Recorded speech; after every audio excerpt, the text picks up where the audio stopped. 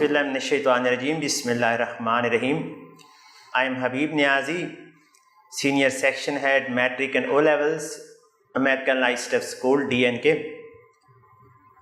Dear students, last lecture में हमने O level का topic 13 general properties of waves discuss किया था। वो उसका लेक्चर नंबर 1 था। आज उसी सीरीज़ में हम लेक्चर नंबर 2 प्रेजेंट करेंगे। याद रखिएगा कि हम लोग जो फेडरल की बुक है ये वाली, हम इसको as a text book consider कर रहे हैं। इसके अलावा जो अदर बुक्स हैं रिकमेंडेड बाय कैम्ब्रिज, हम उनको भी टच करेंगे। इस बुक का चैप्टर नंबर 13 है, आज उसका लेक्चर नंबर 2 है। इस लेक्चर में हम लोग वेव की प्रोडक्शन और उसकी टाइप्स को डिस्कस करेंगे। आइए देखते हैं कि हम इस लेक्चर में किस चीज़ को स्टडी कर रहे हैं। वेल स्टूडेंट्स, हमने अपने प्रीवियस लेक्चर में वेव की डेफिनेशन पढ़ी थी और प्रीवियस लेक्चर में हमने पढ़ा था कि वेव्स प्रोड्यूस कैसे होती हैं। आज हम इसका क्विक रिव्यू लेते हैं। Have a look on this picture और a short clip of video. इसमें क्या हो रहा है, ये स्ट्रीम ऑफ वाटर है जिसके अंदर मिड में एक स्टोन को थ्रो किया गया है। जैसे ही वो स्टोन आके वाटर की सरफेस पे स्ट्राइक किया तो पानी के अंदर डिस्टर्बेंस क्रिएट हुई। उस डिस्टर्बेंस की वजह से water molecules up and down move करना स्टार्ट हो गए। तो हम कह सकते हैं a wave may be thought of as a spreading of disturbance. Disturbance यहां पे हुई और पूरे के पूरे मीडियम में वो स्प्रेड हो गई। इसे हम कहते हैं वेव। अब क्वेश्चन ये है कि वेव प्रोड्यूस कैसे होती है। इस फिगर को देखें, ये स्ट्रिंग है। स्ट्रिंग के ऊपर हमने एक पॉइंट को मार्क किया है, रेड पॉइंट को, और आप देख रहे हैं कि इस स्ट्रिंग के अंदर, इस रोप के अंदर वेव जनरेट हो रही है। What is the cause of production of that wave? The cause of production of that wave is the vibratory motion of the hand of this person और फीमेल। जैसे ही ये वाइब्रेट करता है हाथ, पार्टिकल ऑफ द मीडियम रोप वो भी vibrate करते हैं अप एंड डाउन।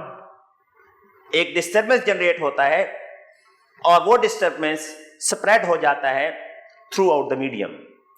तो हम कह सकते हैं the source of any wave is vibration और ऑसिलेशन। अगर आप ऊपर वाली फिगर को कंसिडर करें तो आप देखेंगे कि यहां भी जो डिस्टर्बेंस क्रिएट हो रही है वो वाइब्रेटरी मोशन की वजह से हो रही है, vibratory motion of particles of the medium. So these are the two important points. One is wave with the spreading of disturbance, another is the source of generation of wave is oscillation. So we proceed on. Again, there are some important points that we have already discussed in our previous lecture. Wave motion provides a mechanism for transfer of energy. यहां पे देखें, यहां पे हमने अपने हाथ से पत्थर फेंका पानी के अंदर, तो हमारी जो एनर्जी थी पत्थर की, काइनेटिक एनर्जी, वो आके ट्रांसफर हुई particles of the medium, that is water, और वो पूरे के पूरे मीडियम में डिस्पर्स हो गई। अब क्वेश्चन ये है कि ये जो एनर्जी पूरे मीडियम में ट्रांसफर हुई है, क्या जो स्टोन हमने फेंका था वो इटसेल्फ पूरे मीडियम में गया है? बिल्कुल भी नहीं। यहां स्टोन की एनर्जी ट्रांसफर हुई है थ्रू वेव्स।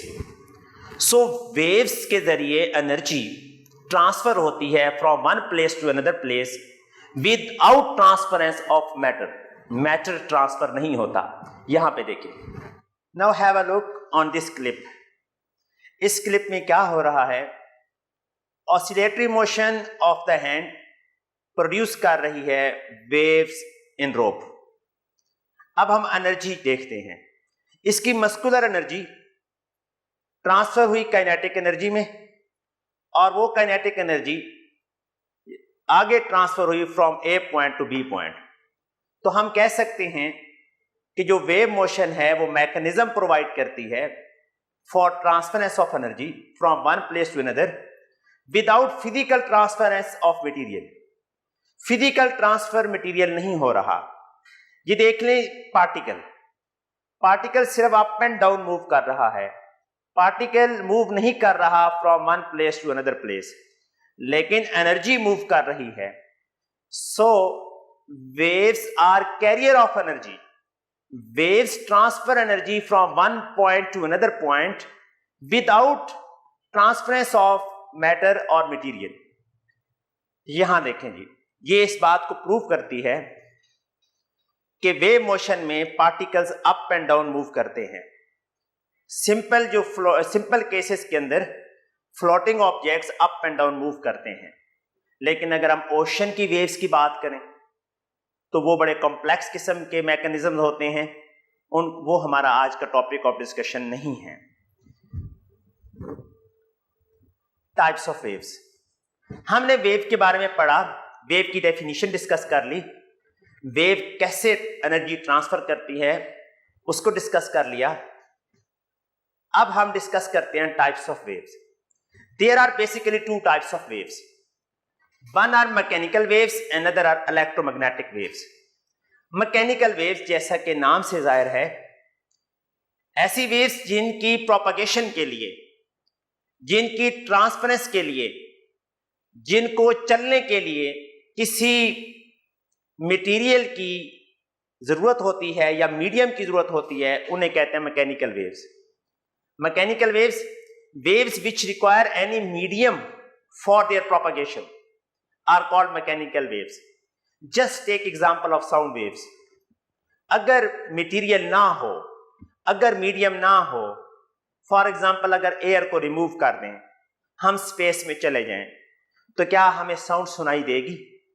बिल्कुल भी नहीं सुनाई देगी, क्योंकि sound waves are mechanical waves, और साउंड वेव्स मैकेनिकल वेव्स होने की वजह से इनको प्रोपगेट करने के लिए किसी न किसी मीडियम की जरूरत होती है।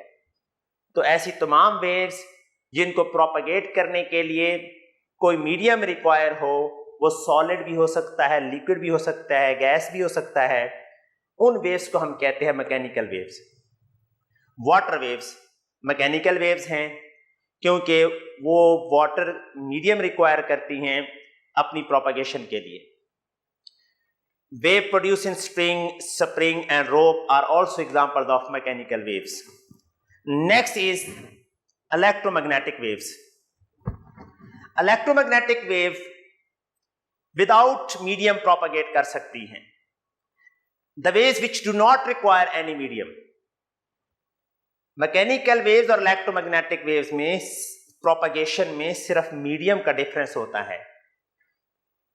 मैकेनिकल वेव्स में मीडियम होना जरूरी है, इलेक्ट्रोमैग्नेटिक वेव्स में मीडियम का होना जरूरी नहीं है। फॉर एग्जांपल, जो हमारी रेडियो वेव्स हैं, मोबाइल फोन के जरिए जो एमिट होती हैं, क्या उनको वायर की जरूरत होती है? नहीं। क्या वो स्पेस में जा सकती हैं? माइक्रोवेव्स जो हैं वो स्पेस में जाती हैं, बिल्कुल। तो इन वेव्स को प्रोपगेट करने के लिए किसी मीडियम की जरूरत नहीं होती। The waves which do not require any medium for their propagation are called electromagnetic waves. Light waves, heat waves जो हैं इलेक्ट्रोमैग्नेटिक वेव्स हैं। सूरज की रोशनी और सूरज की हीट हम तक स्पेस से होकर आ रही है, जहां पे कोई मीडियम नहीं है, तो ये वहां भी प्रोपगेट कर सकती हैं, इसलिए हम इनको कहते हैं इलेक्ट्रोमैग्नेटिक वेव्स। जितनी भी इलेक्ट्रोमैग्नेटिक वेव्स हैं, उन सब की जो स्पेस में या हवा में जो स्पीड है वो सेम रहती है। इलेक्ट्रोमैग्नेटिक वेव्स इलेक्ट्रिक फील्ड और मैग्नेटिक फील्ड पर कंसिस्ट करती हैं। लुक, जहां पे ये जो कलर है रेड कलर, वो इलेक्ट्रिक फील्ड है, और ब्लू कलर जो है मैग्नेटिक फील्ड है। इस तरह वो एक दूसरे के ऊपर परपेंडिकुलरली मूव करती हैं और स्पेस में से पास होती हैं। So there are basically two types of waves, mechanical waves and electromagnetic waves. अब हम मैकेनिकल वेव्स की सब टाइप्स पढ़ते हैं। मैकेनिकल वेव्स की सब टाइप्स दो हैं, लॉन्गिट्यूडनल वेव्स और ट्रांसवर्स वेव्स। लॉन्गिट्यूडनल वेव्स को कंप्रेशनल वेव्स भी कहते हैं। ट्रांसफर वेव्स ये दूसरी सब टाइप है मैकेनिकल वेव्स की। Depending upon the direction of displacement of medium with respect to direction of propagation of waves itself, mechanical waves are classified into two categories. Longitudinal waves, आप देखें इस clip को, waves कहां से generate हो रही हैं? हाथ की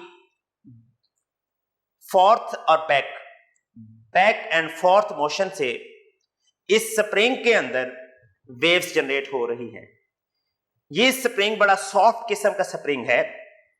इस स्प्रिंग को स्लिंकी कहते हैं।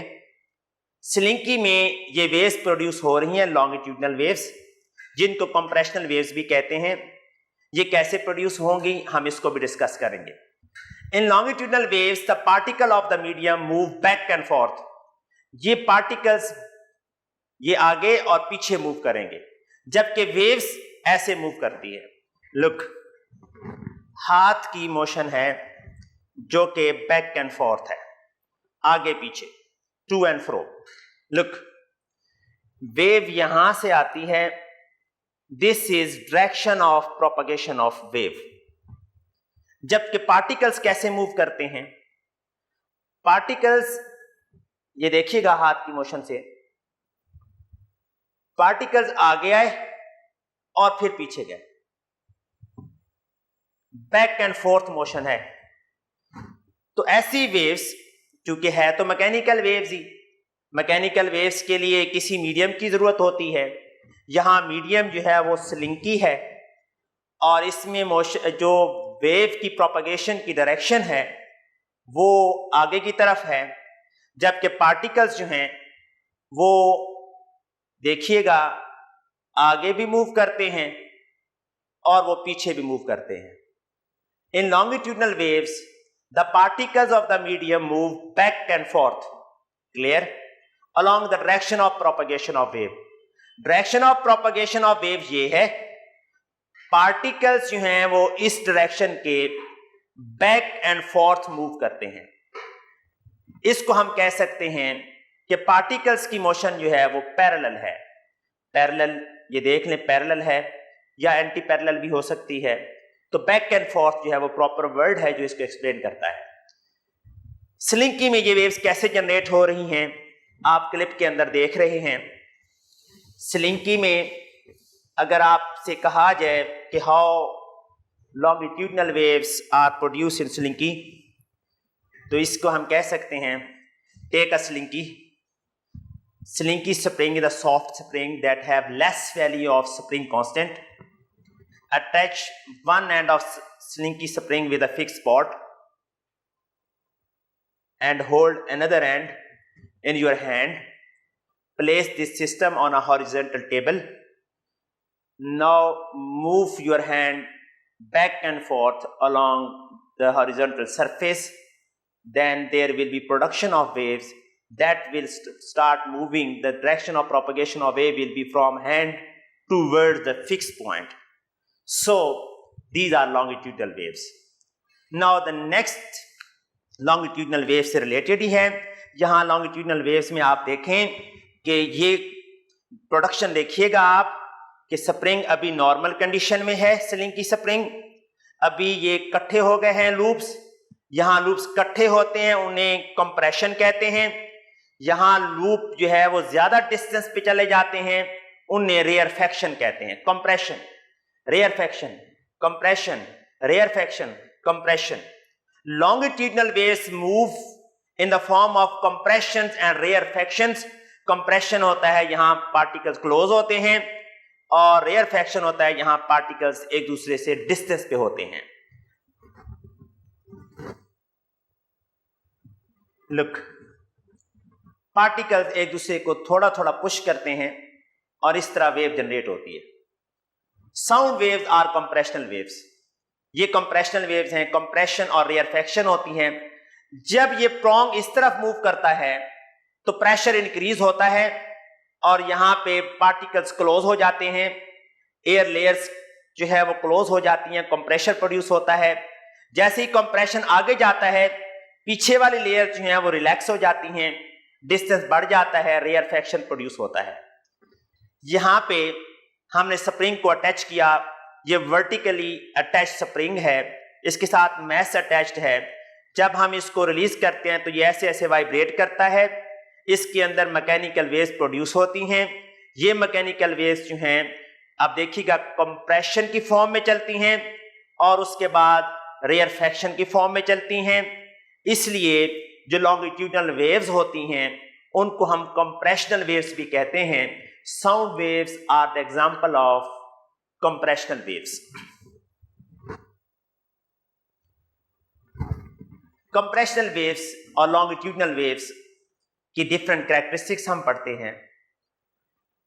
यहां पे पार्टिकल्स क्लोज थे, these are called compressions. So we can define compression. Compressions are the regions of longitudinal waves where particles of the mediums are close to each other. जहां पे प्रेशर ज्यादा होता है, particles are closed. यहां पे particles of the medium are close to each other. या हम कह सकते हैं यहां प्रेशर ज्यादा होता है। और दूसरी तरफ जहां पे पार्टिकल एक दूसरे से फार अपार्ट होते हैं, डिस्टेंस पे होते हैं, उनको रेयरफैक्शन कहते हैं। जब ये कंप्रेशन आगे चलता जाता है तो रेयरफैक्शन उस साइड पे चलता जाता है। सो कंप्रेशन ये रीजन हैं, ये रेयरफैक्शन हैं, फिर कंप्रेशन, फिर rarefaction. Longitudinal waves move propagate in the form of compression and rarefaction. आप देखें कंप्रेशन का ऑलमोस्ट मिड पार्ट, यहां पे मिड पार्ट, कंप्रेशन जो सक्सेसिव कंप्रेशंस हैं, distance between successive compressions is called wavelength. Longitudinal waves के case में wavelength को डिफाइन करने के लिए हम कहते हैं, in case of longitudinal waves the distance between two successive compressions is called wavelength. It is denoted by lambda. इसको हम स्पेल करते हैं लैम्डा। वेवलेंथ जो है वो इसका ऐसा यूनिट मीटर है, लेकिन वेव्स के केस में हम स्मॉलर यूनिट सेंटीमीटर या मिलीमीटर भी यूज करते हैं। वेवलेंथ को हम ऐसे भी डिफाइन कर सकते हैं, the distance between two successive और कंसेक्टिव रेयरफैक्शंस। ये देखें रेयरफैक्शन है, रेयरफैक्शन का मिड मैंने यहां पे लिया, ये रेयरफैक्शन है, यहां भी मिड पे लिया, दोनों का डिस्टेंस जो है वो वेवलेंथ के इक्वल है। So we must be able to define compression, rarefaction and wavelength in case of longitudinal or compressional waves. ये देखें जी sound waves are the example of longitudinal waves. Lab के अंदर हम साउंड प्रोड्यूस करने के लिए इंस्ट्रूमेंट यूज करते हैं, this is called tuning fork. ये इसकी स्टेम है, ये इसके प्रोंग्स हैं। जब इसको हम रबर पैड पे मारते हैं तो ये प्रोंग वाइब्रेट करते हैं और एक फेंट किस्म की साउंड सुनाई देती है। वो साउंड कैसे प्रोपगेट करती है, हमने पहले भी कहा है कि साउंड कंप्रेशन और रेयरफैक्शन की फॉर्म में मूव करती है। Look, this is source of sound. यहां पे अगर हम सोर्स ऑफ हियरिंग यानी ईयर रख ले तो ये कैसे प्रोपगेट करेंगी from this source two year. Look, जब ये प्रोंग आगे की तरफ मूव करेगा तो एयर लेयर्स के ऊपर प्रेशर बढ़ेगा और कंप्रेशन प्रोड्यूस होगा। जब ये कंप्रेशन आगे चलेगा तो पीछे वाली लेयर जो है वो रिलैक्स होंगी, यानी कि ये आगे जाएगा, प्रोंग वाइब्रेट करता हुआ तो कंप्रेशन प्रोड्यूस होगा। जैसे ही ये अपनी वाइब्रेटरी मोशन में पीछे की तरफ जाएगा तो रेयरफैक्शन होगा।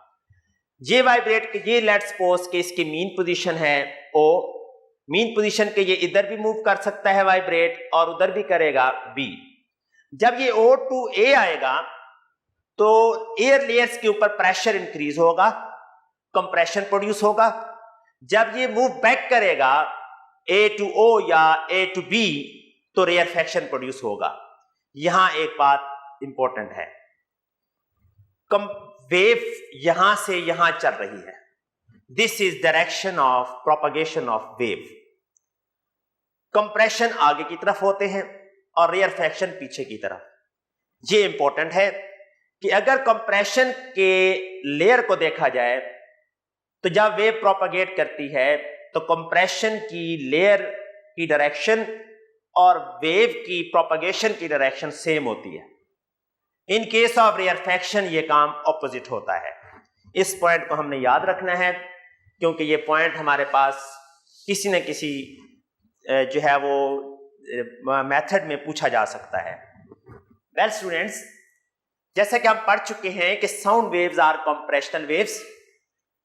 ये पास पेपर में से क्वेश्चन लिया गया है।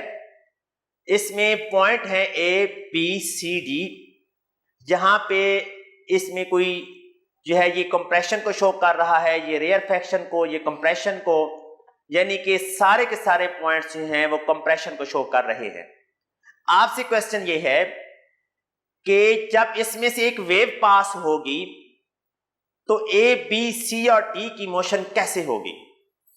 बिल्कुल हमने पढ़ा है, ये direction of propagation of wave है। Direction of propagation of wave ये है, जब वेव इसमें से पास होगी तो point A, B, C, D, question ये है कि describe what happens as one complete sound wave move past a point. इस पॉइंट में से जब वेव प्रोपगेट करेगी तो कंप्रेशन के सारे जो पॉइंट्स हैं वो मूव करेंगे, वाइब्रेट करेंगे in the direction of propagation of wave. Question था साउंड वेव्स की प्रोपगेशन को शो किया गया है, इस पे पॉइंट बना दिए गए हैं। आपसे क्वेश्चन ये किया गया है कि जब वेव पास होगी तो इन पार्टिकल्स पे क्या इफेक्ट पड़ेगा।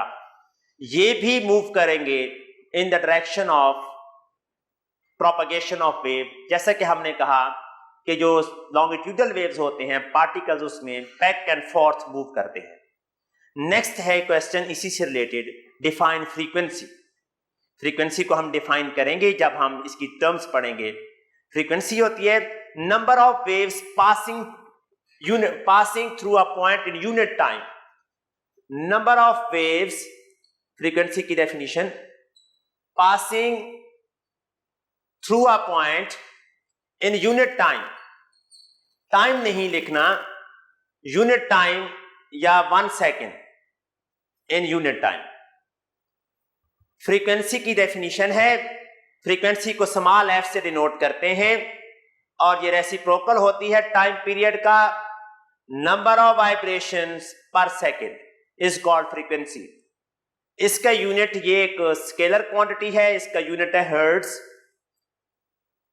और इसको Hz से डिनोट किया जाता है। इसको पर सेकंड भी कहते हैं क्योंकि टाइम नीचे है तो इसका यूनिट जो है वो पर सेकंड भी कहा जा सकता है, पर सेकंड। क्वेश्चन है नेक्स्ट, यहां पे sound wave has frequency 2000 hertz and speed 320 metre per second. Define the frequency of wave, हमने डेफिनेशन लिख दी। Calculate the distance between A and D। A and D के दरमियान में डिस्टेंस हमने कैलकुलेट करना है। हम स्केल रख के डिस्टेंस यहां मेजर नहीं करेंगे। उसकी रीजन ये है कि यहां पे लिखा गया है नॉट टू स्केल, कि ये कोई स्केल के अकॉर्डिंग नहीं है। आप एग्जैक्ट नंबर्स में अगर ना बताएं तो आप अपने कॉन्सेप्ट की बेस पे बताएं। जैसा कि हमने कहा, distance between two consecutive compressions is equal to wavelength. ये एक वेवलेंथ, ये दूसरी वेवलेंथ और ये तीसरी वेवलेंथ। तो हम कह सकते हैं यहां जो डिस्टेंस पूछा गया है, हम कह सकते हैं distance between A and D is equal to 3 wavelength. जहां पे एग्जैक्ट नंबर्स नहीं आ सकते क्योंकि स्केल हमने यूज नहीं किया, इक्वल टू 3 वेवलेंथ। अगर आप ऐसे मेजर करेंगे भी सही, जैसा कि मैं अभी कर रहा हूं, इसके मिड में रखना है। ये तकरीबन जो है वो 6.5 सेंटीमीटर मान रही है एक वेवलेंथ। तो यहां पे 6.5 को हम 3 से मल्टीप्लाई करेंगे, लेकिन यहां पे हमने लिखना क्या है, नॉट टू स्केल है। The distance between A and D is equal to 3 wavelength. State clearly any equation that you use, जहां पे इक्वेशन भी यूज हो सकती है, V is equal to f lambda. Frequency अगर हमारे पास गिवन हो, फ्रीक्वेंसी जैसा कि गिवन है, स्पीड भी गिवन है। फ्रीक्वेंसी हमारे पास 2000 हर्ट्ज और वेवलेंथ हमारे पास, फ्रीक्वेंसी स्पीड हमारे पास गिवन है, स्पीड है हमारे पास 320 मीटर पर सेकेंड। अगर हम इसको सॉल्व करें तो एक वेवलेंथ आ जाएगी, लैम्डा आ जाएगा, ये उधर जाकर डिवाइड करें, एक वेवलेंथ आ जाएगी और इसको 3 से मल्टीप्लाई करेंगे तो डिस्टेंस आ जाएगा। वेल स्टूडेंट्स, हम कंप्रेशनल वेव्स की बात कर रहे हैं, जो कि सब टाइप है किसकी, मैकेनिकल वेव्स की, और इसमें कंप्रेशंस और रेयरफैक्शंस जो हैं वो प्रोड्यूस होते हैं। अभी हम इनसे रिलेटेड नेक्स्ट क्वेश्चन देखते हैं। लुक, ये है स्लिंकी और टाइट कॉइल्ड स्प्रिंग। ये क्वेश्चन जो है वो पास पेपर से लिया गया है। फिक्स वन एंड पे फिक्स है, दूसरे एंड पे है। इस क्वेश्चन ये है कि ये जो वेव्स प्रोड्यूस हो रही हैं, विच ये हैंड जो है वो कैसे मूव करेगा, अप एंड डाउन या बैक एंड फोर्थ। हमने कंप्रेशनल वेव्स की डेफिनेशन में पढ़ा था कि कंप्रेशनल वेव प्रोपगेट करती हैं अगर इस डायरेक्शन में, तो इसके पार्टिकल्स जो हैं वो बैक एंड फोर्थ मूव करेंगे। तो हम कह सकते हैं कि जो हैंड की मोशन है वो लेफ्ट, जहां पे हम देखते हैं कि ये वेव की direction of propagation of wave है, कंप्रेशनल वेव है, particles back and fourth move करेंगे।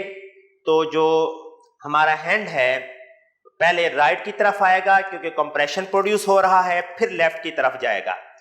लेफ्ट देन राइट क्यों नहीं, क्योंकि ये देखिए कंप्रेशन प्रोड्यूस हुआ है, पहले राइट की तरफ आएगा फिर लेफ्ट की तरफ जाएगा। Well, D option is the right option. आप ये देखें कि कंप्रेशन प्रोड्यूस हो रहा है, इसका मतलब है हाथ पहले राइट की तरफ गया और फिर लेफ्ट की तरफ जाएगा ताकि रेयरफैक्शन प्रोड्यूस हो। So the correct option is D option.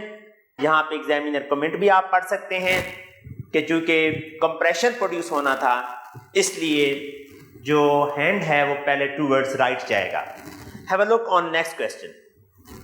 ये थ्योरी क्वेश्चन है, ये स्प्रिंग है जहां पे पेश करते हुए शायद इसके कंप्रेशन और रिएक्शन में ज्यादा डिफरेंस नजर ना आ रहा हो, लेकिन जब मैं एक्सप्लेन करूंगा तो मैं वो बना दूंगा। क्वेश्चन है जी, describe what is meant by compression. हम ऑलरेडी कर चुके हैं कंप्रेशन की डेफिनेशन।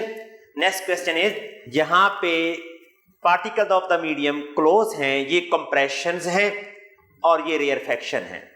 पहला पार्ट था कंप्रेशन लेबल करना है, ये कंप्रेशन, लेबलिंग में आप सी लगा दें, कंप्रेशन कंप्रेशन कंप्रेशन कंप्रेशन।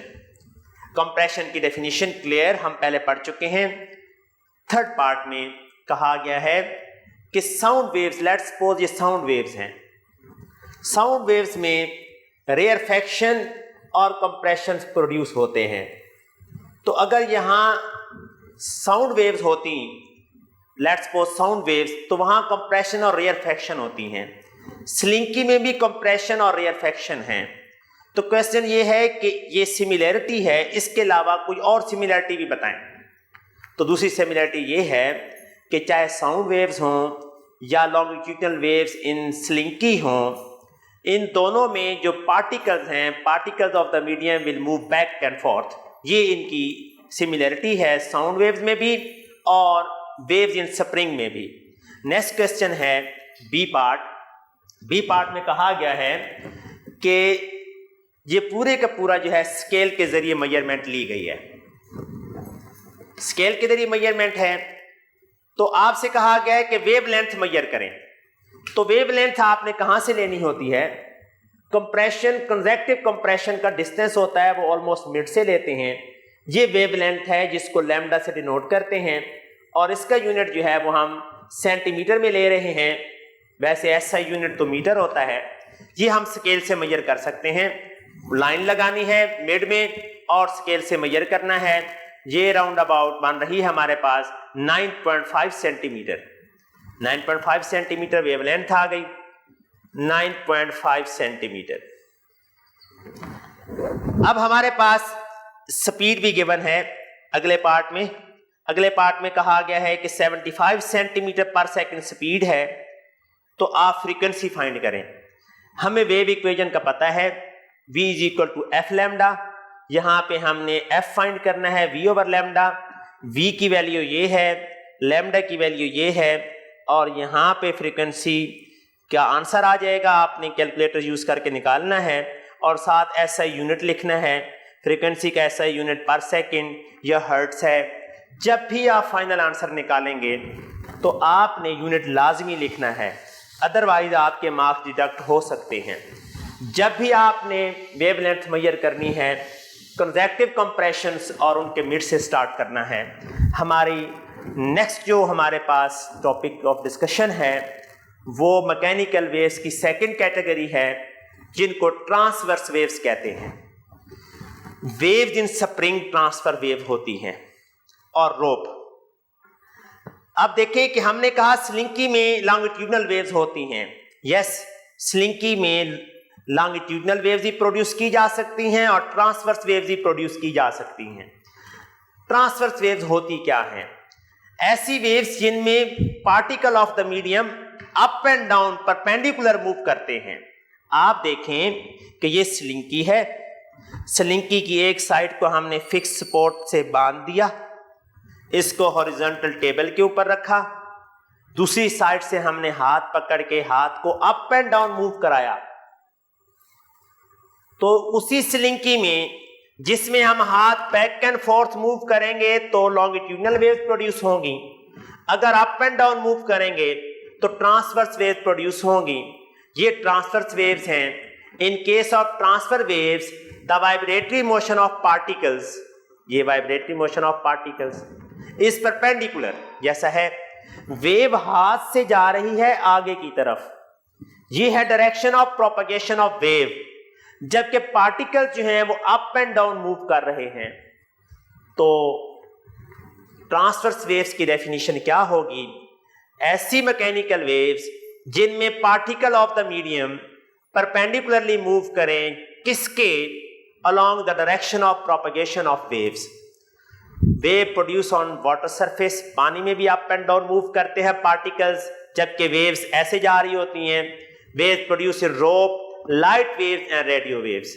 यहां पे इंपॉर्टेंट बात है, जितनी भी मैकेनिकल वेव, जितनी भी इलेक्ट्रोमैग्नेटिक वेव्स हैं, इलेक्ट्रोमैग्नेटिक वेव्स वो ट्रांसवर्स वेव्स में कैटेगराइज की जा सकती हैं, क्योंकि उनमें भी पार्टिकल्स परपेंडिकुलर मूव करते हैं।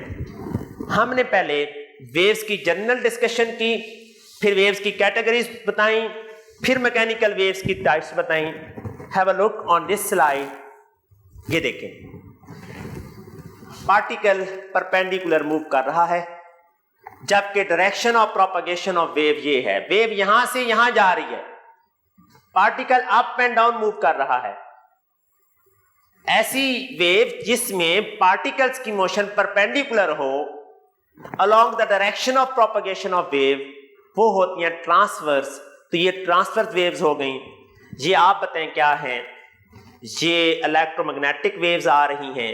इलेक्ट्रोमैग्नेटिक वेव्स में इलेक्ट्रिक फील्ड होता है ब्लू लाइन से, मैग्नेटिक फील्ड होता है रेड से शो किया गया है। दोनों एक दूसरे के परपेंडिकुलर मूव करते हैं, परपेंडिकुलर मोशन होती है दोनों की एक दूसरे के ऊपर, यहां भी शो किया गया है। तो ये भी ट्रांसवर्स वेव्स हैं। पानी के पार्टिकल्स ऐसे ऐसे वाइब्रेट करते हैं, जबकि वेव जो है वो थ्रू आउट द मीडियम जाती है। These are examples of transverse waves. Mechanical waves की जर्नल भी और उसकी कैटेगरीज की भी एग्जांपल्स आपने याद करनी है। ट्रांसवर्स वेव्स की कैरेक्टरिस्टिक्स। कंप्रेशनल वेव में कंप्रेशन और रेयरफैक्शन होते हैं, जबकि ट्रांसवर्स वेव में क्रस्ट और ट्रफ होते हैं। Crest are the highest part of transverse waves. ये ट्रांसफर वेव है जिसमें particle up and down move कर रहे हैं। और along the direction of propagation of wave, तो क्रस्ट क्या होते हैं? In case of transverse waves, the highest part of the waves are called crust. तो लोएस्ट क्या होंगे? ट्रफ। जैसा कि ये क्रस्ट है, ये क्रस्ट है, ये क्रस्ट है, और लोएस्ट वाले ट्रफ हैं। ये ट्रफ है, ये ट्रफ है, ये ट्रफ है। वेवलेंथ, कंप्रेशनल वेव में हमने वेवलेंथ को डिफाइन किया था, तो कंप्रेशन और रेयरफेक्शन के तौर पे किया था। यहां पे क्रस्ट और ट्रफ के तौर पे करेंगे। The distance between two consecutive crusts is called wavelength, या टू कंसेक्टिव ट्रफ भी कह सकते हैं। क्रस्ट और ट्रफ में जो पॉइंट हैं ये एक जैसी मोशन में है, और अगर ये मीन पोजीशन है तो ये मीन पोजीशन से डिस्टेंस है, डिस्टेंस भी दोनों का सेम है। देखें, ये भी क्रस्ट है, ये भी क्रस्ट है, दोनों का डिस्टेंस जो है वेवलेंथ कहलाएगा। ये ट्रफ है, वो ट्रफ है, दोनों का डिस्टेंस वेवलेंथ के इक्वल होगा। अब नेक्स्ट प्रॉपर्टी एम्पलीट्यूड, ये है मीन पोजीशन वेव की, या रोप जब मूव कर रही थी तो ये पोजीशन है in the state of rest.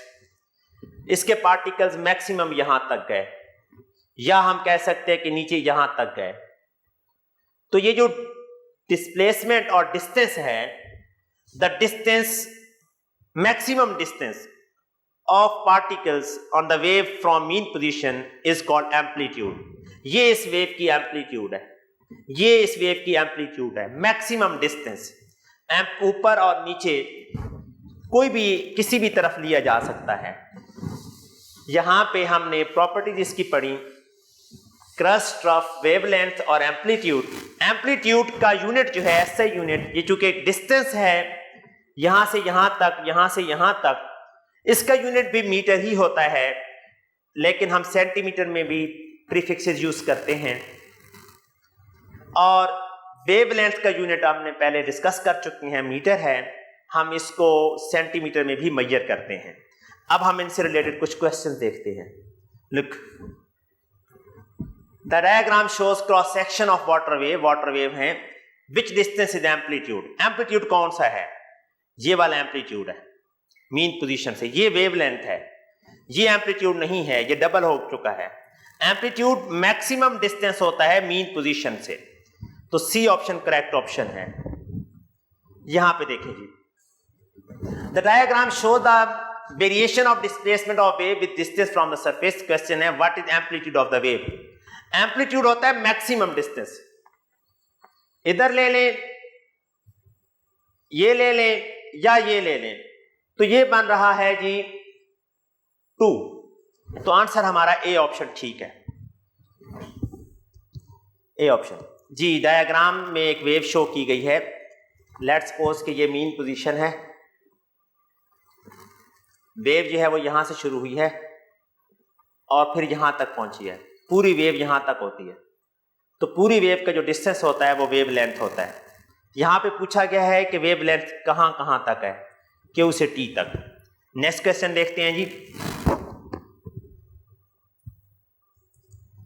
ये इंपॉर्टेंट आपका क्वेश्चन है। इस क्वेश्चन में दोनों कैटेगरीज जो हमारे पास हैं, ट्रांसवर्स और लॉन्गिट्यूडनल वेव्स का डिफरेंस है। पहले हमने डेफिनेशन का डिफरेंस लिखा और फिर हमने इनकी एग्जांपल्स लिख ली। लॉन्गिट्यूड ट्रांसवर्स वेव्स में हमने क्या लिखना है कि पार्टिकल्स परपेंडिकुलर मूव करते हैं along the direction of propagation of waves, जहां पे बैक एंड फोर्थ या पैरेलल मूव करते हैं। ये देखें, particles up and down move कर रहे हैं, जहां पे पार्टिकल पैरेलल मूव करते हैं। यहां पे क्रस्ट और ट्रफ होते हैं, यहां कंप्रेशन और रेयरफेक्शन होती हैं। क्वेश्चन देखिएगा, Which of the following is correct example of longitudinal waves and transverse waves? इनमें longitudinal waves कौन सी हैं? longitudinal waves को compressional waves भी कहते हैं, sound waves compressional हैं, light, radio और x-rays ये electromagnetic waves हैं, वो transverse होती हैं। radio waves और sound waves, इनमें आप देखें कैटेगरी sound और x-ray वाली जो है correct option है। sound waves compressional waves हैं, जबकि x-rays longitudinal transverse waves हैं। Well students, thank you very much. ये हमारा आज का टॉपिक ऑफ डिस्कशन था। आज के टॉपिक ऑफ डिस्कशन में जो आउटकम्स हैं वो ये हैं कि आपको वेव की डेफिनेशन आनी चाहिए, वेव प्रोड्यूस कैसे होती हैं, वेव्स प्रोपेगेट कैसे करती हैं, वेव्स की टाइप्स कौन कौन सी हैं, उन टाइप्स में डिफरेंस कैसे होता है और उनकी कैरेक्टरिस्टिक्स कैसे होती हैं, इनसे रिलेटेड कॉन्सेप्चुअल क्वेश्चंस भी आपको आने चाहिए। Thank you very much. आज के लिए इतना ही। अपने टीचर हबीब नियाजी को इजाज़त दीजिएगा। नेक्स्ट लेक्चर में हम इंशाल्लाह डिस्कस करेंगे in detail general properties of waves. Thank you very much. अल्लाह हाफिज़।